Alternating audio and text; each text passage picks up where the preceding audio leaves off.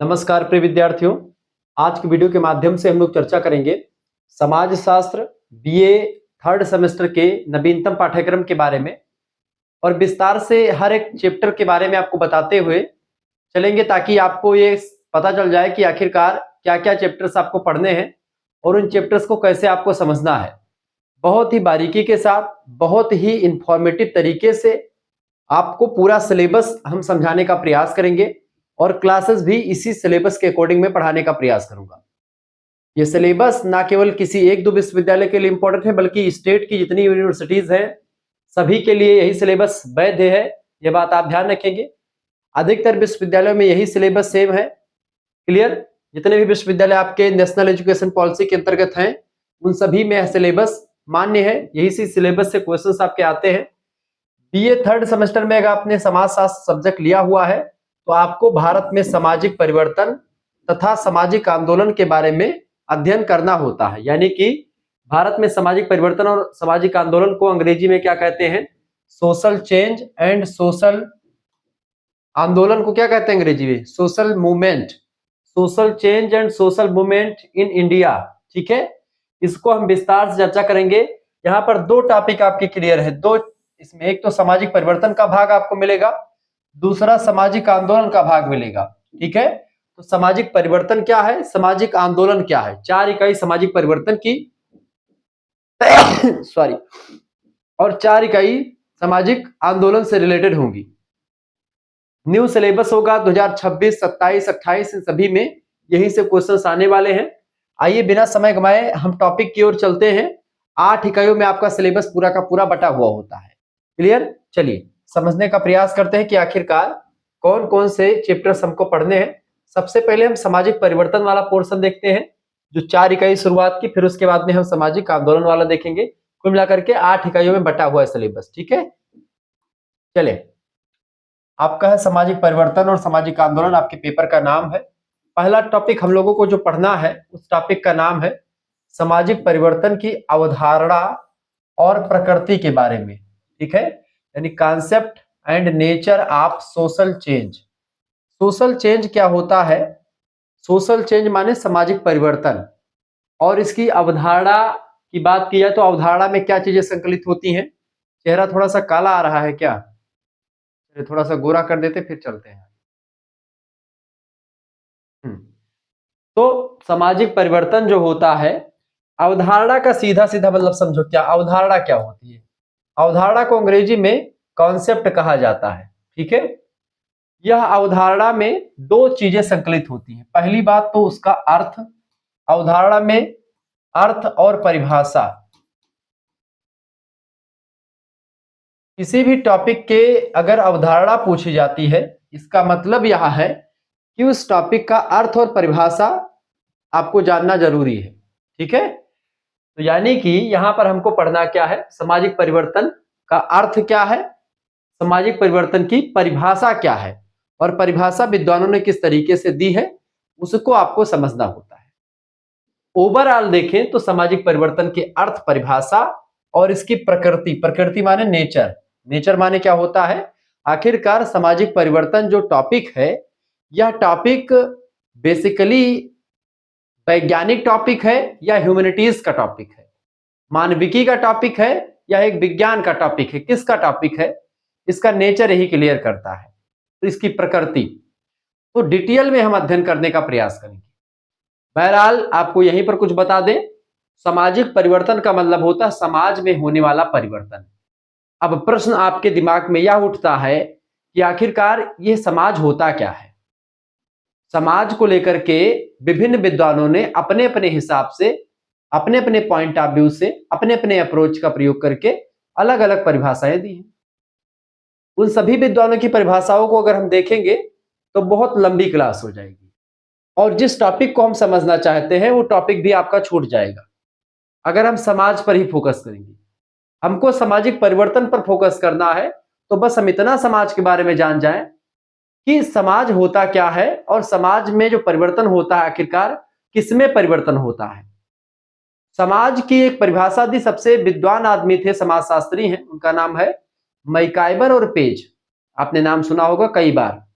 प्रथम सेमेस्टर में समाज की परिभाषा मैंने बताई कि समाज की परिभाषा कुछ विद्वानों ने कहा कि समाज शास्त्र समाज का अध्ययन करता है, कुछ ने कहा समाज शास्त्र जो है मनुष्य का अध्ययन करता है, कुछ ने कहा कि समाज शास्त्र समाज में सामाजिक समूहों का अध्ययन करता है, कुछ ने कहा समाज शास्त्र सामूहिक अंतःक्रियाओं का अध्ययन करता है। इस तरीके से नाना प्रकार के विद्वानों ने अपने अपने हिसाब से समाज की परिभाषा दी, जिसको मैंने विस्तार से आपको समझाने का प्रयास किया। यहां पर जो मैकाइवर पेज महोदय की परिभाषा मैं ले रहा हूं, उसके पीछे एक बड़ा कारण है। समाज की परिभाषा को देते हुए मैकाइवर पेज कहते हैं, आप लोगों ने कई बार ये कथन मेरे मुंह से सुना होगा कि समाज सामाजिक संबंधों का जाल है। यह कथन किसने कहा? बहुत बार आपसे ऑब्जेक्टिव में भी क्वेश्चंस पूछा जा चुका है, आपके एग्जामिनर भी आपसे क्वेश्चंस पूछ ही चुके होंगे, क्योंकि ये समाजशास्त्र अगर आप पढ़ रहे हैं, अगर ये क्वेश्चंस नहीं पता कि समाज सामाजिक संबंधों का जाल है, ये बात किसने कही, तो आप समाजशास्त्र पढ़ना छोड़ दीजिए आज। तो समाज सामाजिक संबंधों का जाल है। सामाजिक संबंध, सोशल रिलेशनशिप का एक जाल होता है क्या? समाज। ठीक है। और जब इसी जाल में परिवर्तन होता है, इसी स्ट्रक्चर में परिवर्तन होता है, तो उसको हम सामाजिक परिवर्तन की संज्ञा देते हैं, सामाजिक परिवर्तन का नाम देते हैं। अब बेटा प्रश्न चिन्ह यहां पर यह उठ रहा है, देखिए अगर मुझे बताना होता सिलेबस डिस्कशन में कि ऐसे ऐसे ये चीज आपको पढ़नी है, तो मैं शायद आपको एक बार बता चुका हूं। यूट्यूब पर क्लास अवेलेबल है, आप देख सकते हैं। 14-15 मिनट में आपको मैं समझा करके चला जाता। बहरहाल सिलेबस डिस्कशन का मतलब यहां पर यह होता है, और जब लगता है कि सिलेबस डिस्कशन भाई शुक्ला सर, तो डिस्कशन आप ऐसे ही करते हैं। डिस्कशन का मतलब यह नहीं होता कि सिलेबस को बस ऐसे अंडरलाइन करके बता दे ये पढ़ना है, ऐसे ऐसे हो जाएगा। ऐसे बताने को डिस्कशन नहीं कहते हैं। जब बात डिस्कशन की हो तो डिस्कशन खूब अच्छे से करते हैं, ताकि हर एक टॉपिक बच्चे के दिमाग में चलता रहे और एक इंटरेस्ट पैदा हो उसको समझने के लिए। बहरहाल तो सामाजिक परिवर्तन टॉपिक कोई छोटा टॉपिक नहीं है बेटा, एक बृहद टॉपिक है, एक बहुत बड़ा टॉपिक है। यह टॉपिक इसलिए बड़ा हो जाता है क्योंकि सामाजिक संबंध जो होते हैं वो कोई छोटे मोटे संबंध नहीं होते हैं। सामाजिक संबंधों की व्यवस्था में ही परिवर्तन जब होता है तो सामाजिक परिवर्तन कहा जाता है। एक सरल तौर पर परिभाषा अगर देखें तो हम यह कह सकते हैं। अब प्रश्न चिन्ह यहां पर यह उठता है कि आखिरकार सामाजिक संबंध क्या है? What is social relationship? देखें, आपको मैं बहुत ही बारीकी के साथ इस चीज को क्लियर करने का प्रयास करूंगा। जैसे कि आइए मैं थोड़ा सा व्हाइट बैकग्राउंड लेता हूं और आपको इस चीजों को बहुत ही बारीकी के साथ समझाने का प्रयास करता हूं। आप ब्लैक कलर में ले लीजिए। चले, जैसे कि मान लेते हैं ये सामाजिक संबंध है, मतलब ये समाज है। अब समाज चूंकि क्या है, सबसे पहली बात क्या है, इसकी विशेषता समाज की क्या होती है? समाज एक अमूर्त धारणा है।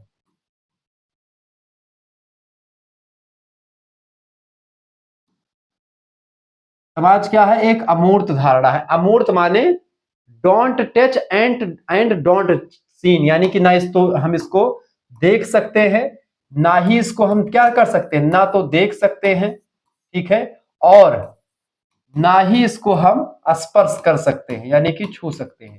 यानी देख और स्पर्श हम इसको नहीं कर सकते, किसको? समाज को। क्योंकि यह क्या है? समाज क्या है? संबंधों की व्यवस्था है। किसकी व्यवस्था है बेटा? संबंधों की व्यवस्था है। अब आपने कभी सोचा होगा संबंध कहीं पर आपको दिखते हैं क्या? संबंध दिखते हो तो आप बताओ मुझे। संबंध आपको दिखते बिल्कुल भी नहीं है। तो इसीलिए समाज सामाजिक संबंधों का जाल है, और इसी जाल को हम एक प्रकार से, इसी जाल में परिवर्तन को हम सामाजिक परिवर्तन कहते हैं। जाल कैसे बनता है? मान लेते हैं कि ये आप हो, कोई जो है, जैसे मान लेते हैं शिवम नाम का कोई व्यक्ति है। शिवम मान ली मैं ही हूं, ठीक है। अब शिवम नाम का कोई व्यक्ति है। अब मान लेते हमारा संबंध के मान लेते हमारा बाल बड़ा बड़ा हो रहा है, अब ये बाल मुझको कटवाना है, तो हम किसके पास जाएंगे? एक नाई के पास जाएंगे बाल कटवाने के लिए। तो नाई से हमारा संबंध होगा, नाई हमको पहचानेगा, हम नाई को पहचानेंगे, ठीक है। तो इस तरीके से हमारा और नाई के बीच में क्या बना? रिलेशनशिप बना। ऐसे ही हम जो है मान लेते हैं बाल कटवाने के बाद में हम कथा सुनने चाहते हैं, तो हम पंडित जी को बुलाएंगे, ठीक है। तो या हम पंडित जी को बुलाएंगे तो हमारा क्या होगा? पंडित जी के साथ संबंध होगा, पंडित जी हमको पहचान रहे हैं, हम पंडित जी को पहचान रहे हैं, संकल्प करवाते समय एक दूसरे का नाम एक्सचेंज भी करवाया जाता है। ऐसे ही मान लेते हैं हमको दीपावली आती है, हमको जब दिया लेनी है तो जो है हम कुम्हार के पास जाते हैं, मतलब कुम्हार से कहते हैं भैया हमको दीपावली चाहिए, हमको दीपावली दीजिए। इस तरीके से हम जो है हम खेती करते तो हम किसी मजदूर के पास जाते कि हमारे खेत में थोड़ा काम है भैया करवा दीजिए, तो हमारा मजदूर के साथ भी संबंध हो जाता है। हमारे घर में भाई आटा खत्म हो चुका है, हम पड़ोसी के यहाँ जाते हैं, कहते हैं हमको आटा दे दीजिए, तो हम हमको वो आटा देता है, तो हमसे हमारा क्या है, पड़ोसी से भी संबंध बन चुका है। अब ये संबंध अच्छा भी हो सकता है, बुरा भी हो सकता है। ऐसे ही हमारा जो है मान लेते हैं कहीं पर जो है हम जा रहे होते हैं, हमारी कोई मदद कर देता है, तो मदद हमारी कोई कर दिया तो भी हमारा संबंध बन गया उससे। ऐसे ही हम नाना प्रकार के लोगों से मिलते हैं, ये नाई और भी तमाम लोगों से मिलता है, ये पंडित और लोगों से कई यहाँ कथा बाँचता है, ये कुम्हार और कई लोगों को दिया देता है, ये मजदूर और कई खेतों में काम करता है, ये पड़ोसी और कई लोगों को आटा देता है, लेता है। इस तरीके से ये लोग और मदद करते हैं। इस तरीके से एक जाल क्रिएट हो रहा है यहाँ पर, ठीक है। समाज में एक जाल क्रिएट हो रहा है किसका, संबंधों का, एक दूसरे के बीच में संबंध। अब संबंध तो दिखता नहीं कि लाल लाल संबंध होता है या ऑरेंज संबंध होता है या पिंक कलर का संबंध होता है। संबंध को अभी का आपने देखा, कभी आपने संबंध का आकार देखा कि संबंध कैसा होता है?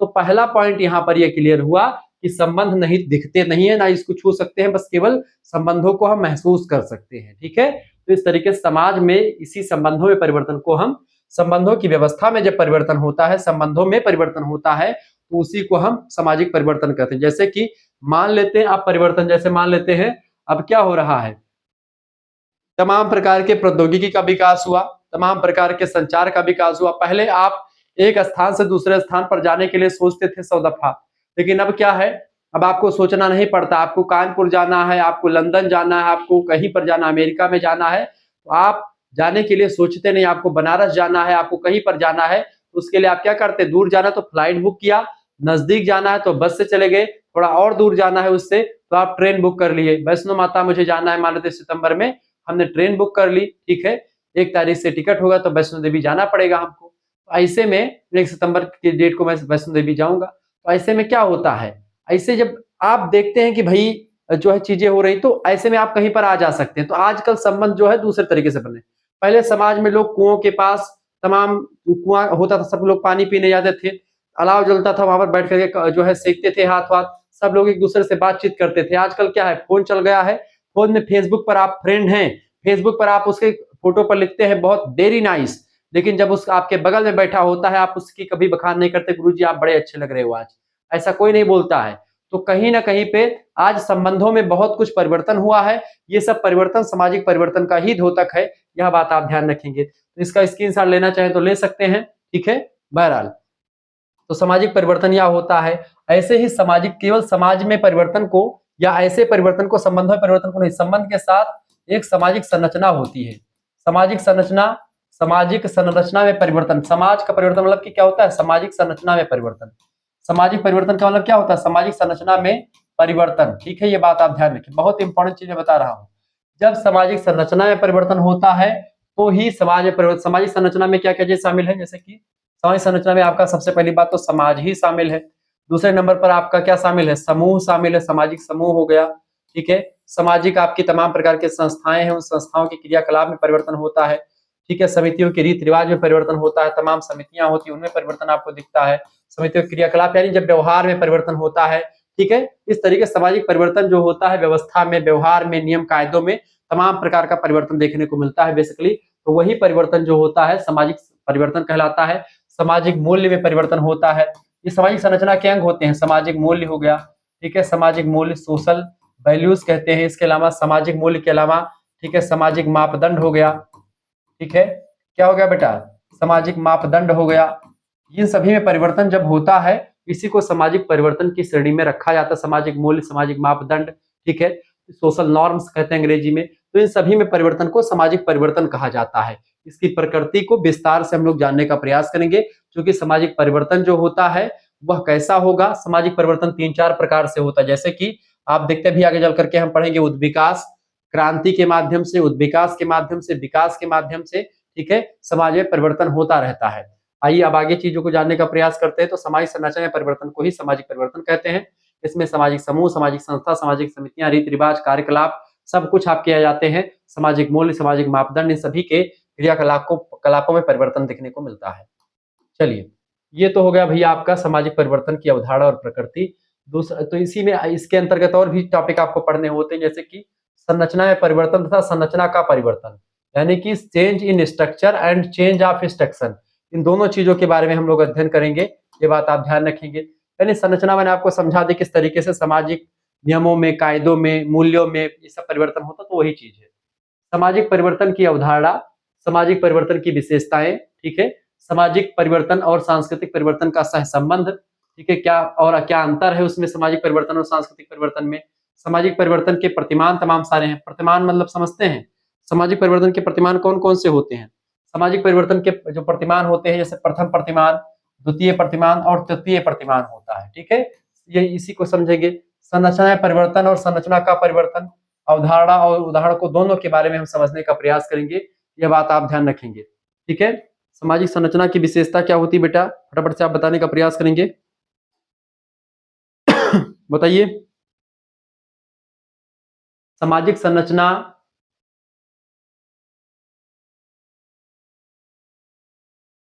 सामाजिक परिवर्तन की विशेषताएं, ये टॉपिक आपका बड़ा इंपॉर्टेंट है, इसके बारे में बताएं पॉइंट टू पॉइंट। ठीक है, सामाजिक परिवर्तन की जो विशेषताएं होती है बेटा, सामाजिक परिवर्तन की क्या विशेषताएं होती है। ठीक है, पहली विशेषता होती है सामाजिक परिवर्तन व्यक्ति नहीं बल्कि समाज में होता है, ठीक है, और यह व्यक्ति के व्यवहार में नहीं बल्कि समूहों में, संस्थाओं में, व्यवस्थाओं में बदलाव होता है, उसको हम सामाजिक परिवर्तन कहते हैं। इसके अलावा यह एक सार्वभौमिक प्रक्रिया है, यह ना केवल केवल भारतीय समाज में परिवर्तन होता है बल्कि दुनिया के सभी समूहों में परिवर्तन होना स्वाभाविक सी बात है। चाहे परिवर्तन थोड़ा हो, चाहे परिवर्तन धीमा हो, चाहे परिवर्तन बहुत ज्यादा हो, वो चाहे परिवर्तन बहुत कम हो, तीव्र गति से किसी समाज में मंद गति से परिवर्तन होता रहता है, यानी कि हर क्षण परिवर्तन होना स्वाभाविक सी बात है, ठीक है। परिवर्तन की गति और दिशा जो होती है, इसमें भिन्नता होती है, यह किसी भी दिशा में स्थिर नहीं रहता है, कभी तेज कभी धीमा हो सकता है, कभी निगेटिव कभी पॉजिटिव हो सकता है, ठीक है। सामाजिक परिवर्तन का संबंध संस्कृति, परंपरा, आर्थिक, राजनीतिक, तकनीकी बदलावों से होता है। यह एक दिन में नहीं होता बल्कि यह एक लगातार धीरे धीरे करके होता रहता है, उस विकास के माध्यम से भी होता है, तो तमाम प्रकार की चीजें होती रहती है इसमें। जैसे कि परिवार व्यवस्था बदल रही है, पहले आप देखते संयुक्त परिवार था, ज्वाइंट फैमिली थी, आजकल क्या हो रहा है, न्यूक्लियर फैमिली यानी केंद्रीय परिवार बदल रहा है, ठीक है। पहले लोग संयुक्त परिवार में रहते थे, आज परिवार का स्वरूप बदल गया, तो ये सब सामाजिक परिवर्तन में ही शामिल होता है, ठीक है, ये बात ध्यान है। इसके कई कारक होते हैं, इसके कई कारकों में जैसे सामाजिक परिवर्तन के कारक, अगला टॉपिक आपको पढ़ना है, इसके कारकों में जैसे सामाजिक कारक हो गया, ठीक है, आर्थिक कारक, राजनीतिक कारक, धार्मिक, तकनीकी, प्राकृतिक कारक, इन सभी कारणों से एक प्रकार समाज में परिवर्तन होता है, यह बात आप ध्यान रखेंगे, ठीक है। सामाजिक परिवर्तन केवल घटनाओं का क्रम नहीं बल्कि समाज के ढांचे का वास्तविक परिवर्तन होता है, यह बात आप ध्यान रखेंगे। सामाजिक परिवर्तन के बारे में चीजें मैंने आपको बता दी, और ये प्रथम प्रतिमान, द्वितीय प्रतिमान, तृतीय प्रतिमान, ये भी आपको मैंने आपको समझा। जैसे परिवर्तन का प्रतिमान, सामाजिक परिवर्तन कैसे होता है, एक तो परिवर्तन होता है जैसे कि मान लेते हैं कोई विकास हो रहा है, जैसे मैं आपको समझा दूं एक बार फिर से, सामाजिक परिवर्तन के प्रतिमान वाला टॉपिक मैंने वैसे समझा दिया यूट्यूब पर ऑलरेडी, लेकिन फिर भी आप देखेंगे सामाजिक परिवर्तन का जो प्रथम प्रतिमान होता है क्या होता है, क्योंकि टॉपिक इंपॉर्टेंट है, प्रथम प्रतिमान। अभी इसके बाद में जो तीन चार टॉपिक जो है इसी आधार पर हैं, तो क्लियर वैसे हो जाएंगे आपको। प्रथम प्रतिमान क्या होता है, प्रथम प्रतिमान क्या होता है, इसको रेखीय परिवर्तन कहते हैं। क्या होता है बेटा, रेखीय परिवर्तन, ठीक है। रेखीय परिवर्तन की अगर बात किए तो क्या होता है, फटाफट से आप बताने का प्रयास करेंगे। सामाजिक परिवर्तन के प्रतिमान, जो आपका प्रथम रेखीय परिवर्तन होता है, जैसे कि मान लेते हैं इसमें कोई आविष्कार वगैरह हो गया, ठीक है, जैसे कोई आविष्कार हो गया, ठीक है, कोई नियम कायदा बनना, तो जैसे कि एक रेखा में परिवर्तन होता है। जैसे कि मान लेते हैं, आज मान लेते हैं कि से आप बेना जानते हैं, जो हाथ से हाँका जाता है, मैं आपको दिखा दूं बेना, बेना किसी कहते हैं। अभी मैं एक उदाहरण के माध्यम से आपको समझाने का प्रयास कर रहा हूँ, घबराइएगा मत और कहीं जाइएगा मत। जैसे मान लेते हैं हमको गर्मी बहुत ज्यादा लग रही है, तो हम क्या करेंगे, हम ऐसे पहले क्या करते थे, पहले हम पेड़ के नीचे जाकर के बैठ जाते थे और हमारा हमारा जो है गर्मी खत्म हो जाती थी, हमको हवा लगती थी। फिर क्या हुआ हमने घर बनवाया, घर में रहने लगे, ठीक है। फिर गर्मी लगे तो भाई कौन दौड़ दौड़ पेड़ के पास जाए, तो हमने क्या कर लिया, महिलाओं ने इसको बना दिया बढ़िया से, इसको इसे हाँको आराम से, हवा लग रही है, कोई दिक्कत नहीं है, ठीक है। तो ये भी जब थोड़ा पुराना हो गया, इसको हटा दिया, तो इसी को बोलते हैं हैंड फैन, यानी कि बेना कह सकते हैं, ठीक है, ठीक है। बेना देहाती भाषा में, अवधी भाषा में कहते हैं। जब ये इससे भी गर्मी थोड़ा और विकास हुआ, फिर क्या बना, पंखा बन गया।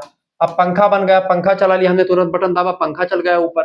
फिर पंखा उस गर्मी नहीं गई भैया, फिर क्या बन गया, कूलर बन गया, उससे इनोवेशन हो रहा है लगातार। फिर कूलर उस गर्मी नहीं गई, ठीक है, तो क्या हो गया, फिर बन गई भैया एसी, डायरेक्ट आ गई एयर कंडीशनर, जो पूरा का पूरा वातावरण ही बदल दे रही है। तो इस तरीके से एक देखे निम्नता से उच्चता की ओर हमारा ये परिवर्तन जो है हो रहा है, एक सीधी रेखा में परिवर्तन हो रहा है। ये प्रथम प्रतिमान को दर्शाता है सामाजिक परिवर्तन के, यह बात आप ध्यान रखेंगे। इसी को विकासात्मक प्रतिमान भी कहा जाता है। अगस्त काम्टे, ठीक है, डार्विन का विकासवाद, ये सब इसमें शामिल है। दूसरा होता है आपका द्वितीय प्रतिमान, जिसको आप जो है चक्रीय प्रतिमान भी कह सकते हैं, ठीक है। ऐसे तमाम प्रकार की चीजें होती रहती हैं, ये बात आप ध्यान रखेंगे। तो विकासात्मक प्रतिमान ये हो गया। दूसरा आपका क्या होता है बेटा, दूसरा आपका होता है चक्रीय प्रतिमान। चक्रीय प्रतिमान की अगर बात की जाए तो चक्रीय प्रतिमान क्या होता है, एक चक्र में चलता रहता है। जैसे मान लेते हैं कि आप देखेंगे कि जैसे मान लेते हैं कि एक चक्र, दूसरा द्वितीय प्रतिमान क्या होता है, द्वितीय प्रतिमान क्या होता है बेटा, द्वितीय प्रतिमान जैसे कि आपका हो गया जैसे मान लेते हैं अभी ठंडी चल रही है, मतलब क्या मान लेते हैं आपकी अभी ठंड, मान लेते हैं ठंडी है, ठंडे के बाद में क्या आएगा, गर्मी आएगी, ठीक है। गर्मी के बाद में फिर क्या आ जाएगा, बरसात आ जाएगा, ठीक है। बरसात के मौसम आ गए हैं। देखिए ठंडी, अभी बरसात चली तो बरसात के बाद में क्या आएगा, फिर ठंडी आएगी, ठंडी के बाद में फिर गर्मी आएगी, फिर बरसात आएगी, फिर ठंडी आएगी, फिर गर्मी, यानी एक चक्र में चलता रहता है, ठीक है। यह बात आप ध्यान रखिए। जैसे कि द्वापर त्रेता, ठीक है, जैसे आप देखते हैं कि आपका जो है क्या आ गया, सतयुग, फिर त्रेता, फिर द्वापर, फिर कलयुग, फिर आपका जो है सतयुग आएगा, फिर आपका त्रेता आएगा, फिर द्वापर आएगा। इस तरीके से परिवर्तन होता रहता है, यानी एक चक्र में जब परिवर्तन होता है कि भाई जहां से चले थे फिर वहीं पर आ जाएंगे, फिर वहीं चलेंगे, फिर वहीं पर आ जाएंगे, ये द्वितीय प्रतिमान आपका हो गया। ऐसे ही तृतीय प्रतिमान आपका क्या होता है, तृतीय प्रतिमान की अगर बात की जाए, ये एक प्रकार से ऐसे तरंग के रूप में चलता है। जैसे कि मान लेते हैं ये ऐसे मान लेते हैं प्रतिमान ये हो गया। अब इसमें क्या होता है बेटा, जैसे मान लेते हैं कि मनुष्य की जनसंख्या, मान लेते हैं कभी जनसंख्या आपकी बहुत कम है, यानी कम जनसंख्या है, फिर जनसंख्या कभी बढ़ भी जाती है, ठीक है, बढ़ गई जनसंख्या, फिर घट गई, ठीक है। तो घटना बढ़ना इस तरीके से तरंग में परिवर्तन होती रहती, ठीक है। कभी किसी का रेट घटता है, कभी का रेट बढ़ता है, तो इस तरीके से तमाम एक तरंगीय परिवर्तन। तो ऐसे से तमाम प्रकार के परिवर्तन आजकल विद्वानों ने बहुत सारे दिए हैं, ये बात आप ध्यान रखेंगे, ठीक है। घूर्णन प्रतिमान जिसको आप कह सकते हैं, ठीक है। जैसे आप देखते हैं तमाम प्रकार के परिवर्तन हुए, प्रतिगामी प्रतिमान हो गया, संरचनात्मक क्रांतिकारी प्रतिमान हो गया, वो सब अलग बात है। तो प्रथम द्वितीय तृतीय प्रतिमान बेसिकली ज्यादा फेमस है, इसके बारे में हमने आपको बता दिया है, ठीक है। ये हो गया आपका फर्स्ट यूनिट आपका कंप्लीट। दूसरा आपका चैप्टर क्या आ जाएगा बेटा, दूसरे में हम लोग पढ़ेंगे सामाजिक परिवर्तन के कारक। तमाम प्रकार के कारक हैं, फैक्टर्स सोशल चेंज। जननांकिकीय कारक सबसे पहले आता है, दूसरा है प्रौद्योगिकीय कारक, ठीक है। जननांकिकीय कारक क्या होता है, यानी कि जैसे मान लेते हैं जननांकिकी समझते हैं, जननांकिकी मतलब होता है एक प्रकार जनसंख्या कैसे कैसे बढ़ रही है, जनसंख्या के बढ़ने का और घटने का क्या प्रभाव पड़ता है समाज पर, ठीक है। बहुत ज्यादा प्रभाव पड़ता है जनसंख्या के घटने और बढ़ने का, ठीक है। तो इसके बारे में हम डिटेल में जानकारी ग्रहण करेंगे, चैप्टर वाइज क्लास मैंने डिस्कस किया हुआ है। तो जननांकिकीय कारक जो होता है, जनसंख्या जब घटती है तो उसका समाज पर क्या प्रभाव पड़ता है, जनसंख्या जब बढ़ती है तो उसका समाज पर क्या प्रभाव पड़ता है। प्रौद्योगिकी कारक जैसे मानते तमाम प्रकार की इंडस्ट्री जब बन जाती है, तो तमाम इंडस्ट्री बन गई, तमाम उद्योग धंधों का स्थापना हो गया। ऐसे में क्या होता है, इससे नगरीकरण का बढ़ावा मिलता है, बहुत ज्यादा उद्योग स्थापित हो गया। उद्योगों में काम करने के लिए लोग अपने गांव को छोड़ करके शहरों की ओर प्रस्थान करते हैं। इससे क्या होता है, इससे प्रवास की समस्या उत्पन्न होती है, ठीक है। इससे क्या होता है, उत्प्रवास होता है। एक होता है उत्प्रवास, यानी अपने यहाँ से कोई व्यक्ति दूसरे यहाँ पर जाए तो उसको उत्प्रवास कहते हैं, और दूसरे के यहाँ से जब अपने यहाँ आता है तो उसको आप्रवास कहते हैं। बिहार में क्या हो रहा है, उत्प्रवास हो रहा है। बिहार के जो लोग जो हैं वो बंबई में, दिल्ली में जाकर के नौकरी कर रहे हैं। आधे बिहार के लोग कहाँ पर, बनारस में, कहीं पर कहीं गोरखपुर में बसे हुए हैं। ऐसे मान लेते हैं, ये चीजें आप देख रहे होंगे, ठीक है।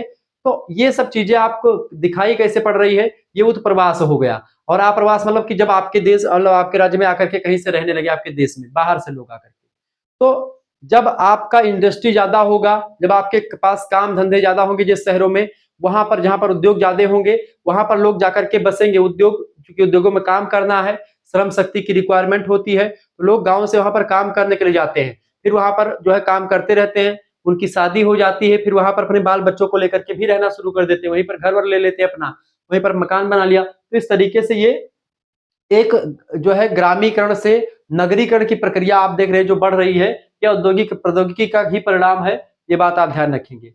ऐसे ही सामाजिक परिवर्तन के सांस्कृतिक कारक है। संस्कृति आप देख रहे हैं एक पीढ़ी से दूसरी पीढ़ी में हस्तांतरित होती है संस्कृतियां। संस्कृति, भौतिक संस्कृति और अभौतिक संस्कृति, दो प्रकार की संस्कृति होती है। भौतिक संस्कृति क्या है? भौतिक संस्कृति का मतलब होता है जैसे कि आपका ये रिमोट हो गया, भौतिक संस्कृति है। ये पेन भौतिक संस्कृति है। ये आपका टेबलेट भौतिक संस्कृति है। ये रिमोट आपका भौतिक संस्कृति है। ये आपकी पुस्तक जो है ये भौतिक संस्कृति है, ठीक है। ऐसे ही सब चीजें आपकी, ये पेन जो है भौतिक संस्कृति है, ये कटोरी आपकी भौतिक संस्कृति है। ऐसे जितने भी आपको चीजें दिख रही हैं ये सब भौतिक संस्कृति है, जो आपको देख सकती है, जो आप जिसको देख सकते हैं, जिसको छू सकते हैं, जिससे आप इंजॉय करते हैं, जो आपको जो है आपकी रिक्वायरमेंट पूरी करती है, आपकी आवश्यकताओं को पूरा करती है, ऐसी सारी वस्तुएं भौतिक संस्कृति का अंग हैं, ठीक है। तो भौतिक संस्कृति में तमाम प्रकार के इनोवेशन हो रहे हैं, तमाम प्रकार के आविष्कार हो रहे हैं। जैसे मैंने बेना, पंखा, कूलर और एसी का उदाहरण दिया, ऐसे तमाम प्रकार के इनोवेशन हर क्षेत्र में हो रहे हैं, नवाचार आ रहा है, सब कुछ बदल रहा है। तो इससे मनुष्य का जीवन बहुत प्रभावित हो रहा है। मनुष्य का जीवन प्रभावित हो रहा है तो उसके क्रियाकलाप बदल रहे हैं, उसकी अंतरक्रियाएं बदल रही हैं, उसके समूह में जो उसके व्यवहार हैं, उसके नियम कायदे वो बदल रहे हैं, सब कुछ बदल रहा है आजकल। धर्म बदल रहा है, संस्कृतियां बदल रही हैं। तो ये संस्कृति का भौतिक पक्ष हो गया। संस्कृति का जो अभौतिक पक्ष है मेरे भाइयों, मेरी बहनों, वो भौतिक पक्ष क्या? भौतिक पक्ष तो बता दिया मैंने। अभौतिक पक्ष क्या है? अभौतिक माने होता है आ, जब एक प्रकार से आ क्या है? एक उपसर्ग है जो शब्द के आगे लग करके उसको नकारात्मक कर देता है। तो भौतिक संस्कृति जो दिखाई, जिसको छू सकते हैं, जिसको देख सकते हैं, ठीक है। और अभौतिक संस्कृति जिसको आप छू और देख नहीं सकते, ठीक है, वह अमूर्त होती है। अभौतिक संस्कृति में परिवर्तन का मतलब क्या होता है? अभौतिक संस्कृति जैसे विचार में परिवर्तन, नियम में परिवर्तन, कायदे में परिवर्तन, रूढ़ियों में, रीति रिवाजों में परिवर्तन। तो समाज में जो तमाम रीति रिवाज, नियम कायदे ये सब होते हैं, सब संस्कृति में आते हैं, वो भी अभौतिक संस्कृति में। तो भौतिक और अभौतिक संस्कृति दोनों में परिवर्तन होता है, यह बात आप ध्यान रखेंगे, ठीक है, ये बात आप ध्यान रखेंगे। और सांस्कृतिक विलंबना भी इसी को कहते हैं। जब भौतिक संस्कृति का विकास खूब हो गया, मान लेते हैं आपके यहाँ एसी कूलर खूब लग गया, लेकिन एसी कूलर आप चलाने नहीं जानते हैं, उसके बारे में नहीं जानते हैं, तो वहां पर अभौतिक संस्कृति उत्पन्न, मतलब कि यहाँ पर सांस्कृतिक विलंबना उत्पन्न हो जाती है। अकबर निमकाफ ने सांस्कृतिक विलंबना की उदाहरण दी और कहा कि जब एक संस्कृति का विकास खूब हो जाता है और दूसरी संस्कृति उसकी अपेक्षा पीछे रह जाती है, तब एक प्रकार से सांस्कृतिक विलंबना उत्पन्न हो जाती है, ठीक है। तो सांस्कृतिक कारक जो होते हैं इस प्रकार से प्रभावित करते हैं। ऐसे ही सामाजिक परिवर्तन के आर्थिक कारक जैसे कि इकोनॉमिक फैक्टर। अब मान लेते कोई व्यक्ति पास पैसा खूब दबा के आ रहा है तो उसका रीति रिवाज, कल्चर सब बदल जाएगा, वो अपने आप को एकदम से भौकाल टाइट करके घूमेगा। तो आर्थिक कारक भी, किसी के पैसा नहीं है, जनसंख्या जो है वृद्धि खूब ज्यादा होगी, जनसंख्या को रोक नहीं पाएगा, जब लोग मरे, भूखमरी, बेरोजगारी, तमाम चीजें फैलेंगे, पैसा नहीं आएगा, पैसा आएगा तो लोगों का जीवन संपन्न रहेगा, लोगों के संबंध ठीक ठाक रहेंगे। तो समाज में परिवर्तन अर्थ की वजह से भी होता है। और अन्य कारकों में जैसे मनोवैज्ञानिक कारक, साइकोलॉजी भी इसमें इंपॉर्टेंट होती है, क्योंकि मनोविज्ञान जो होता है मनुष्य के बिहेवियर का अध्ययन करता है। Psychology is the study of human behaviour. समाज का जो एक प्रकार से एक पक्ष होता है, मनुष्य का जो संबंध बनता है किससे बनता है? व्यवहारों से बनता है। तो मनुष्य का व्यवहार कब बदलता है? क्योंकि मनुष्य जो होता है उसका एक जो है अस्थिर प्राणी होता है। मनुष्य का व्यवहार हमेशा बदलता रहता है। एक गाना चलता है, आपने सुना होगा कि छने छने बदले तोहरो मिजाज रजऊ। तो मिजाज जो बदलता है बेटा, वो मिजाज जो होता है वो मनोविज्ञान की वजह से ही बदलता है। आप देखते हो जो चीजें बदलती है, आपकी जो तमाम चीजें बदलती हैं, आपके जो है रीति रिवाज बदलते रहते हैं, आपकी आवश्यकताएं बदलती है, आपकी नीड्स बदलती रहती हैं। तो वो सब मनोवैज्ञानिक फैक्टर्स के अंतर्गत आता है, क्योंकि मनुष्य जो मनोविज्ञान होता है किसका अध्ययन करता है? मनुष्य के व्यवहार का अध्ययन करता है। और जब मनुष्य चूंकि परिवर्तनशील प्राणी है, इस वजह से मनोवैज्ञानिक कारक भी सामाजिक परिवर्तन के लिए उत्तरदायी है। ऐसे ही सामाजिक परिवर्तन, सामाजिक, राजनीतिक और भौगोलिक परिवर्तन भी उत्तरदायी होते हैं। आप देखिए भूगोल, यानी कि कहीं मैदानी भागों में अलग व्यवस्था, मैदानी भागों में अलग संबंध होते हैं, पहाड़ी भागों में अलग संबंध होते हैं, पठारी में अलग होते हैं, नदी किनारे वाले अलग तरीके से संबंध उनमें होता है, अलग टाइप का परिवर्तन। यानी परिवर्तन का राजनीतिक कारण की, पॉलिटिकल की वजह से, पॉलिटिक्स की वजह से भी परिवर्तन होता है। ऐसे समाज में तमाम प्रकार के परिवर्तन तो ये सब कारक है भाई, ठीक है। अगला टॉपिक आपका आ गया। अब यहाँ पर इस टॉपिक को समझने से पहले यह जान लें कि आखिरकार आपको पूरा कोर्स कैसे प्राप्त करना है, आपको क्लासेस कैसे प्राप्त करनी, लाइव क्लास कैसे लेना है, पीडीएफ नोट्स कैसे प्राप्त करने हैं, प्रीवियस ईयर क्वेश्चन पेपर का पीडीएफ कैसे प्राप्त करना है, ऑब्जेक्टिव टाइप के क्वेश्चन आंसर का पीडीएफ कैसे प्राप्त करना है, या लिखित टाइप के क्वेश्चन आंसर जो इंपॉर्टेंट है, परीक्षा में पूछे जाने वाले क्वेश्चन हैं, अब तक विभिन्न विश्वविद्यालय में पूछे गए उनके आपको पीडीएफ नोट्स कैसे प्राप्त करने हैं, लाइव क्लास के लेक्चर्स कैसे प्राप्त करने हैं, शुक्ला स्टडी पॉइंट के व्हाट्सएप ग्रुप से कैसे जुड़ना है, आपको पूरा लाइव क्लास सेशन कैसे अटेंड करना है, लाइव क्लास आपको video lectures PDF notes course वाला कैसे ज्वाइन करना है, इसके लिए आपको करना क्या है? 91 61 936062। इस नंबर पर आप व्हाट्सएप पर एसएमएस कर दीजिएगा। क्या एसएमएस करेंगे? आप अपना नाम, अपने यूनिवर्सिटी का नाम, अपने सब्जेक्ट का नाम और आप किस सेमेस्टर में हो अपने सेमेस्टर का नाम लिख करके भेज दीजिएगा। जाहिर सी बात है आप थर्ड सेमेस्टर में है, तो थर्ड सेमेस्टर में आप हैं तो थर्ड सेमेस्टर की फीस कितनी रखी गई है? इसकी आपकी थर्ड सेमेस्टर की फीस जो रखी गई बेटा वो 100 रुपए रखी गई है, केवल 100 रुपए फीस। हाँ केवल 100 रुपए, आप सही सुन रहे हैं, केवल 100 रुपए फीस में आपको 3 मेजर सब्जेक्ट की तैयारी, ठीक है, 3 मेजर सब्जेक्ट हो गया, एक आपका माइनर सब्जेक्ट हो गया बाबू, ठीक है, एक आपका क्या हो गया माइनर सब्जेक्ट हो गया, और एक आपका क्या हो गया, एक आपका को करिकुलर सब्जेक्ट हो गया। को करिकुलर सब्जेक्ट जो होता है ये सबसे हार्ड सब्जेक्ट मान सकते हैं, क्योंकि ये परीक्षा हमेशा ऑब्जेक्टिव होती है, एमसीक्यूज होती है, तो इसके लिए एक स्पेशल व्यवस्था करी गई है। इसके लिए 10 प्रैक्टिस सेट, ठीक है, 10 प्रैक्टिस सेट आपको human values and environmental study third semester में आपकी बार अधिकतर विश्वविद्यालय में यही शामिल है। आप एक आध दो विश्वविद्यालय हो सकता है चेंज कर दे, तो उसके लिए आप बताएंगे तो उसके हिसाब से मैं करवा दूंगा, ठीक है, जो भी चेंज होगा मैं उसके लिए भी करवा दूंगा, सब पढ़ाता हूँ, ठीक है। तो इसके लिए 10 प्रैक्टिस सेट, यानी प्रैक्टिस सेट में आपके प्रीवियस ईयर क्वेश्चन पेपर साल फॉर्म में आपको मिलेंगे, उनके आंसर की भी साथ में मिलेगी, उसका पीडीएफ मिलेगा। लगभग 1000 क्वेश्चंस की पूरी श्रृंखला इसकी तैयार कर ली गई है, ये भी आपको इसी ग्रुप में मिल जाएगा, ठीक है, पीडीएफ के माध्यम से। इसके साथ साथ आपको क्या मिलेगा, आपको व्हाट्सएप ग्रुप, आप जैसे पेमेंट करेंगे आपके पास स्कैनर भेजेंगे, उसी स्कैनर पर मात्र 100 रुपए फीस आप जमा करेंगे, जैसे आपको व्हाट्सएप ग्रुप से जोड़ा जाएगा, लाइव क्लास उसमें मिलती रहती है, गर्ल्स ग्रुप बॉयज ग्रुप अलग अलग व्यवस्था की गई है। इसमें आपको क्या मिलेगा बेटा, इसमें आपको लाइव क्लास की लिंक मिलेगी, इसके साथ साथ आपको मान लेते क्लास आप नहीं ले पाए तो वीडियो लेक्चर सुन के मिल जाएंगे प्लेलिस्ट में सीरियल से। इसके साथ ही साथ में आपको पीडीएफ नोट्स मिल जाएंगे, वीडियोस भी आप देखना नहीं पसंद तो पीडीएफ नोट्स आपको मिल जाएंगे, कुछ पीडीएफ नोट्स जो पुराने नोट्स हैं वो भी आपको अब जैसे जुड़ेंगे तैसे मिल जाएंगे तुरंत। इसके साथ साथ आपको क्या मिलेगा, इसके साथ ही साथ बेटा आपको एमसीक्यूज टाइप का पीडीएफ हो, ठीक है, सभी सब्जेक्ट का, चाहे आपका लिखित हो यानी कि अति लघु उत्तरीय लघु उत्तरीय दीर्घ उत्तरीय टाइप के क्वेश्चन आ रहे हो, सभी के लिए पूरी व्यवस्था कर दी गई है, आपको सब कुछ मिलेगा। आप किसी भी यूनिवर्सिटी के किसी भी कॉलेज में पढ़ रहे हैं पूरी व्यवस्था कर ली गई है, ठीक है, मात्र 100 रुपए फीस में आपके लिए पूरी व्यवस्था के साथ आपको चीजें मिलती रहेंगी, ठीक है।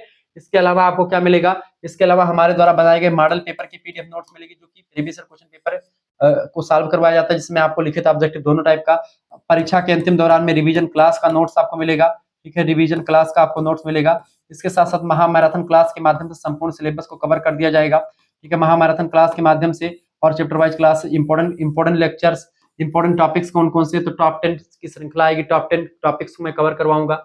इन सभी के लिए पूरी व्यवस्था कर दी गई है, ये बात आप ध्यान रखेंगे। जिन बच्चों को हमारे जुड़ना है फटाफट से जुड़ जाइएगा, सभी लोग जुड़ जाइएगा, क्योंकि बहुत ही बेहतर अंदाज में चीजें आपको मिलने वाली है, यह बात आप ध्यान रखेंगे, ठीक है। बहुत ही कम फीस है, इस बात को आप ध्यान रखेंगे। सभी विश्वविद्यालयों के लिए सिलेबस वैध है, जैसे कि आप डीडीयू विश्वविद्यालय संबंधित हैं, राम मनोहर लोहिया अवध विश्वविद्यालय, वीर बहादुर सिंह पूर्वांचल यूनिवर्सिटी, महात्मा गांधी काशी विद्यापीठ, ठीक है, एम मासा कुंभरी यूनिवर्सिटी, ठीक है, सहारनपुर, एमजेपीआरयू बरेली रोहिलखंड विश्वविद्यालय, ठीक है, इसके अलावा राजा महेंद्र प्रताप सिंह स्टेट यूनिवर्सिटी, ठीक है, इसके अलावा आपका जो है सिद्धार्थ यूनिवर्सिटी कपिल वस्तु लखनऊ विश्वविद्यालय, ठीक है, इसके अलावा आपका महाराजा सुहेल देव आजमगढ़ विश्वविद्यालय, ठीक है, इसके अलावा जननायक चंद्रशेखर बलिया विश्वविद्यालय, ठीक है, जननायक चंद्रशेखर बलिया विश्वविद्यालय हो गया, चौधरी चरण सिंह मेरठ विश्वविद्यालय हो गया, ठीक है, छत्रपति साहू जी महाराज CSJMU छत्रपति साहू जी महाराज कानपुर विश्वविद्यालय हो गया, डॉक्टर भीम राव अंबेडकर आगरा यूनिवर्सिटी हो गया, ठीक है, प्रोफेसर रज्जू भैया स्टेट यूनिवर्सिटी हो गया, ठीक है, पाटेश्वरी जो अभी खुला है माँ पाटेश्वरी बलरामपुर उसका।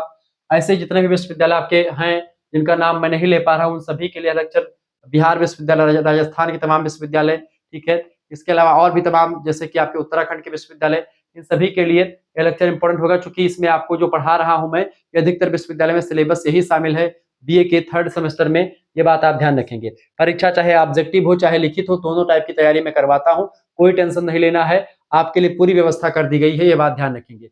अगर आप चाहते हैं कि हमको थर्ड सेमेस्टर भी जुड़ना है तो 100 रुपए फीस लगेगी। क्या गुरुजी अगर हम थर्ड सेमेस्टर और फोर्थ सेमेस्टर का एक साथ लेना चाहें तो आप हमारे लिए कुछ छूट है? आपका क्वेश्चन आ रहा है, तो आपके लिए बिल्कुल छूट है। अगर आप थर्ड सेमेस्टर और फोर्थ सेमेस्टर का एक साथ कोर्स ज्वाइन करते हैं, यानी थर्ड सेमेस्टर में आपको, और थर्ड इसका जो है वैलिडिटी बहुत सारे बच्चे पूछते हैं, थर्ड सेमेस्टर पूरा आपका थर्ड सेमेस्टर रहेगा इसमें, यानी 6 महीने तक। अभी आप जुड़ेंगे तो आपका दिसंबर तक आप जुड़े रहेंगे, जब तक आपकी थर्ड सेमेस्टर का पेपर नहीं हो जाएगा तब तक आपको पढ़ाया जाएगा, ठीक है। अगर फोर्थ में भी जुड़ते तो आपका फोर्थ का पूरा पढ़ाया जाएगा, ठीक है। तो ऐसे में क्या करेंगे, थर्ड और फोर्थ दोनों के लिए अगर जो बच्चे लेना चाहते हैं तो 200 रुपए उनका नहीं लगेगा, ठीक है, 200 रुपए नहीं लगेगा, क्योंकि 100 हर एक सेमेस्टर की फीस 100 रुपए है शुक्ला डिपार्टमेंट की। लेकिन अगर आप दो सेमेस्टर का एक साथ लेते हैं, थर्ड और फोर्थ सेमेस्टर का, तो आपकी फीस कितनी रखी गई है?